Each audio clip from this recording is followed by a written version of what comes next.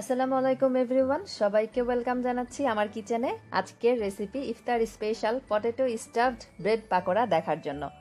আলুর পুর দিয়ে তৈরি দারুণ মজাদার এই ব্রেড পাকোড়াটি উপর থেকে ক্রিস্পি আর ভেতর থেকে সফট, খেতে অসম্ভব মজার আর তৈরি করা খুবই সহজ।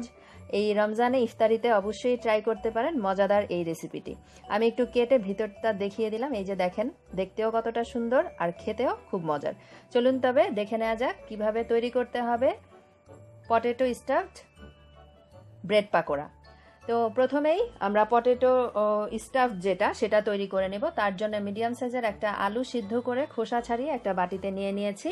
সাথে দিয়ে দিচ্ছি 2 টেবিল চামচ পরিমাণ পেঁয়াজ কুচি, 2টো কাঁচামরিচ কুচি দিয়ে দিলাম, ধনেপাতা কুচি 1 টেবিল চামচ পরিমাণ দিয়ে দিলাম, লবণ স্বাদ মতো, আমি হাফ চা চামচেরও কম পরিমাণে দিয়েছি। দিয়ে দিচ্ছি চাট মশলা 1 চা চামচের 4 ভাগের 1 ভাগ পরিমাণ, আর দিয়ে দিব অরিগানো। তবে অরিগানোটা অপশনাল, বাসায় না থাকলে না দিলেও হবে, দিলে ফ্লেভারটা আর টেস্টটা বেশি ভালো আসে।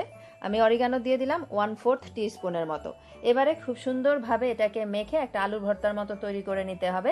এটাই হবে আমাদের আজকের পাকোড়ার স্টাফিং।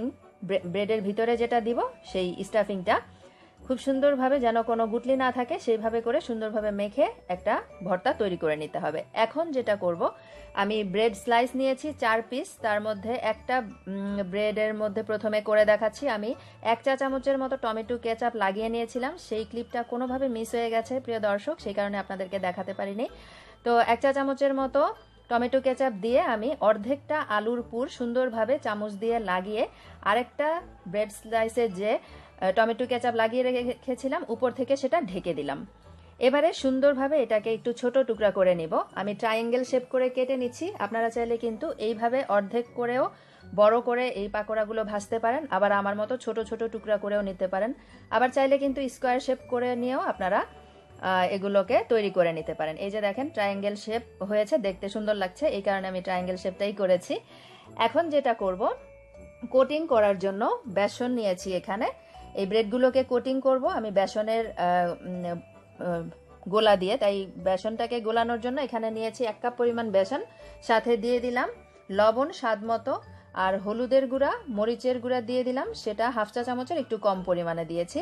আর এখানে আমি বেকিং পাউডারটা ইউজ করব, তবে এখন ভুলে গিয়েছিলাম, তাই পানি অল্প করে অ্যাড করে কিছুটা মিশিয়ে নেওয়ার পরে আমি এখানে হাফ চা চামচের কম পরিমাণে বেকিং পাউডার এখানে অ্যাড করে দিব। আপনারা এই পর্যায়ে কিন্তু বেকিং পাউডারটা অ্যাড করে নিতে পারেন। আমার টোটাল হাফ কাপের মতো পানি লেগেছে পারফেক্ট ব্যাটার তৈরি করতে। আর এই ব্যাটারটা তৈরি করতে হবে একটুখানি ঘন করে, যেন ব্রেডটা খুব সুন্দরভাবে কোট হয়ে থাকে, সেই জন্য এই যে বেকিং পাউডারটা দিয়ে দিলাম। এখন সুন্দরভাবে নেড়ে মিশিয়ে নিচ্ছি। এরপরে এগুলোকে ভেজে নিব। ব্যাটারটা দেখতে পাচ্ছেন একদম পারফেক্টভাবে তৈরি হয়েছে। আশা করছি এর কনসিস্টেন্সিটা আপনারা বুঝতে পেরেছেন। ডিপ ফ্রাই করার জন্য এখানে একটু বেশি পরিমাণেই তেল লাগবে, যেহেতু এটাকে ডিপ ফ্রাই করব। তেলটা যখন গরম হয়ে আসবে তখন ব্রেডের পিসগুলো নিয়ে কোটিং করে আমি এই গরম তেলের মধ্যে ছেড়ে দিব, আর এগুলোকে সুন্দরভাবে ডিপ ব্রাউন করে ভেজে নিব। খেয়াল রাখতে হবে তেলটা যেন ভালোভাবে গরম হয়, না হলে কিন্তু, যদি ঠান্ডা তেল থাকে তাহলে কিন্তু পাকোড়াগুলো তেল সোক করে নেবে, সেক্ষেত্রে খেতে বেশি ভালো লাগবে না আর ক্রিস্পিও হবে না। তাই তেলটা খুব ভালোভাবে গরম করে এই পাকোড়াগুলোকে ভেজে নিতে হবে। তেলটা ভালোভাবে গরম হয়ে যাওয়ার পরে চুলার আঁচটা এখন আমি মিডিয়াম থেকে একটু হাইতে রেখেছি, আর 2 থেকে 3 মিনিট সময়ের মধ্যে এগুলো ভাজা হয়ে যাবে। সুন্দরভাবে উল্টে পাল্টে ডিপ ব্রাউন করে ভেজে তুলে ফেললেই হবে। কেমন লাগলো আজকের এই সহজ আর মজাদার রেসিপিটি? ভালো লাগলে লাইক কমেন্ট করবেন, ফ্রেন্ডস অ্যান্ড ফ্যামিলির সাথেও শেয়ার করতে পারেন। আর হ্যাঁ, আরও মজাদার রেসিপিসগুলো পাওয়ার জন্য অবশ্যই চ্যানেলটাকে সাবস্ক্রাইব করবেন, পাশের বেল বাটনটাও প্রেস করে দিবেন। এতে করে আমি আপলোড দেওয়ার সাথে সাথেই ভিডিও নোটিফিকেশন আপনি পেয়ে যাবেন, আর ভিডিওটি দেখতে পারবেন সবার আগেই। এই যে উল্টে পাল্টে সুন্দরভাবে চারপাশ থেকেই আমি ভেজে নিয়েছি। দেখতে পাচ্ছেন ব্রেড পাকোড়াগুলো কিন্তু একদম রেডি হয়ে গেছে, দারুণ ক্রিস্পি, এটা খেতে খুবই মজার। একটা টিস্যুর উপরে আমি সুন্দরভাবে তুলে নিচ্ছি।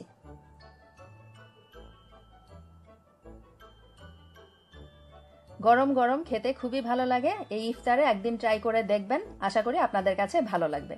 আর প্রিয় দর্শক, আপনারা যদি আমার কাছে কোনো রেসিপি দেখতে চান, সেক্ষেত্রে আমাকে কমেন্ট বক্সে লিখে জানাতে পারেন, আমি সেই রেসিপিটি করে দেখানোর চেষ্টা করব ইনশাল্লাহ। তো আজকের মতো এখানেই বিদায় নিচ্ছি। সবাই খুব ভালো থাকবেন, আমার জন্য দোয়া করবেন। আল্লাহ হাফেজ।